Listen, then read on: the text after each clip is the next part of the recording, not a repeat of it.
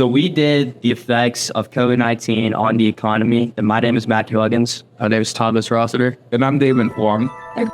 Yo, what's up, Thomas? Good, bro. How you doing? I'm good. How are you? Dude, apparently school just got canceled for 3 weeks. Just because of that coronavirus thing, right? Yeah, I'm pretty sure. The sickness that's going around is really taking over. Yeah, I saw the economy's in a bit of a recession, but doesn't seem too bad. I bet we'll be back at school in like 2 weeks. Yeah, it shouldn't be too bad. All right, that's it. We go one, bro. That's it.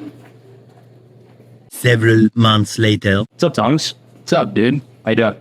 We're pretty good. This COVID thing's kind of getting crazy. Yeah, I know. Dude, the economy's in like an insane recession right now. It's like one of the worst since we're all more into it. Yeah, the employment declines are just skyrocketing. My mom actually just lost her job. She's looking for a new one. It's looking pretty hard. Yeah, man. I mean, I can't really get my hands on any type of products or anything. I mean, stores are getting shut down, restaurants, and real GDP, it's just horrible right now. I know, it's crazy. It's crazy. All right, man. That's it. All right, so what COVID did to the economy is it brought in the worst recession since World War II. With restaurants and stores and companies were shut down, so the spending of real GDP increased massively. The overall economy and employment shut down massively and was one of the biggest recessions of all time. Lockdowns caused a disruption in supply chains, which resulted in a negative supply shock. At the same time, it also caused a negative demand shock because people are constricted to their homes and they can't really go anywhere and spend stuff. At the same time, expectations from the virus being bad also leads to negative demand shocks and supply shocks. So as David said, you can see on the negative demand shock that the aggregate demand goes to the left and it decreases. You can also see on the negative supply shock graph that the supply will also go to the left and it will increase price level, but also decrease the output. Editor's note here, there should have been a double shift instead, where both supply and demand goes to the left. And when that happens, price level will be indeterminate while real GDP would have been lower. Oh my God, Thomas, it's been forever since lockdown, man. Yeah, I know. It's been a long time. Actually, my mom, she lost her job recently, so it's been a little difficult for us during these COVID times. Oh, wow. Well, fortunately, have you received any stimulus checks from the government? Yeah, I believe so. It's been a really big help. Yeah, like I got $1.5 grand in the mail a few days ago, and that was my second one. Whoa. Yeah, and also the Fed, they lowered their interest rates to basically zero now, so it's really easy to get a loan. Yeah, it has been a lot easier. Individuals that might have lost their current state of income or their job due to the pandemic would get a check from the government called government stimuli. The government gave around $931 billion to about 165 million Americans from April 2020 to December 2021. And the FOMC, Federal Open Market Committee, dropped the federal funds rate by 1.5%, which is basically zero. And this all happened in the two unscheduled meetings at March 1st and March 15th. So basically, the government took action by using expansionary monetary policy and injecting money into the system. The Fed bought $1.7 trillion worth of government securities or bonds between mid-March and the end of June. They also bought more mortgage-backed securities.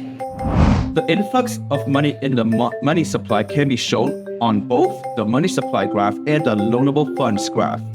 For the money supply graph, the quantity of money, the vertical line, shifts to the right, and this results in the new equilibrium being at a lower interest rate with more money being demanded.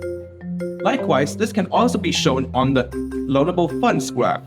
Supply shifts to the right because there's now more money available to be lent out. At that new equilibrium, interest rates would be lower and there will be more quantity of funds demanded. And lower interest rate also incentivizes business investment. This is because businesses do not have to pay as much back when they take out loans. Because of that, business investment increases. And because business investment is part of GDP, this also causes aggregate demand on the GDP to increase as well. And now back to your regularly scheduled program. What's up, David? What is up? I haven't seen you since the pandemic. Yeah, and thank God it's over. This pandemic has been really interesting. Yeah, I mean, it's been very interesting. The pandemic had one of the deepest recessions of all time, but it was very short. I know, right? Like, yeah, it is kind of comparable to the Great Depression, but fortunately, there was so much government action that this actually recovered pretty quickly. Exactly. I mean, the rising employment rates were just skyrocketed right after the pandemic. The government and the economy rebuilt itself as quick as possible, and it was one of the biggest recoveries of all time. Yeah, in fact, the workforce actually recovered from a 14.7% unemployment rate to just 3.9%, which is roughly about where the natural rate is. Wow. That is amazing. That is incredible. I'll see you later. Yeah. A few moments later.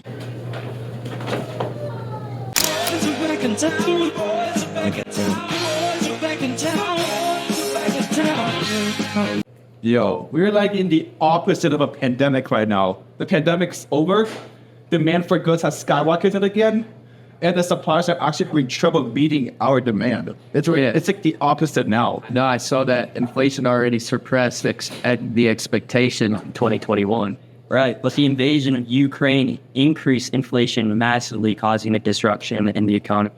Yeah, like the Fed thought that in 2021, summer of 2021, that inflation would cool off, but that did not happen. It just kept rising, and you can see that it honestly kept rising even like before the invasion of Ukraine. Right. So yeah, that is pretty much the current state of the economy right now after the COVID-19. Thank you for tuning into our presentation. I'm Matthew Luggins. I'm Thomas Rossiter. and I'm David Huang. See you later.